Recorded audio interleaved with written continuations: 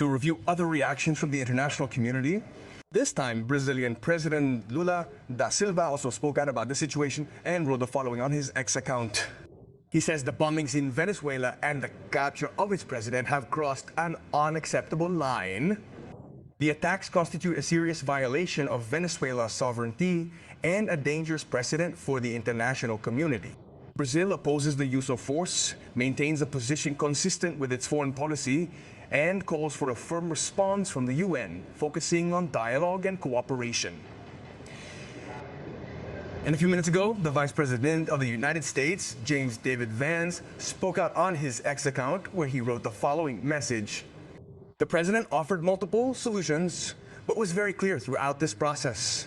Drug trafficking must stop, and stolen oil must return to the United States. Maduro is the person who most recently confirmed that Trump does what he says.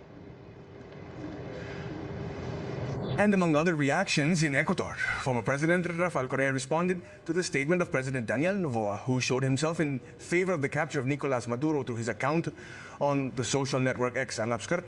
Correa described NBO as the only drugger criminal and rejected what he considers a justification for an aggression against a sovereign Latin American country. According to the former president, this support shows, he said, smallness in every sense.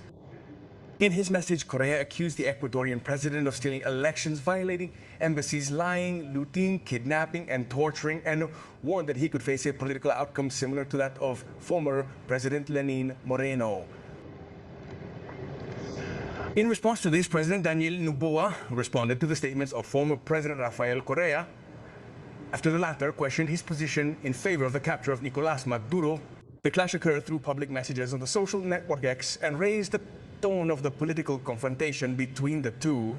In his response, Noboa directly accused Correa of having allowed drug trafficking to operate freely in Ecuador during his government and pointed out that it is a problem that his administration claims to be combating at present. In addition, he referred to the legal situation of the former president, whom he described as a fugitive and resident in Belgium.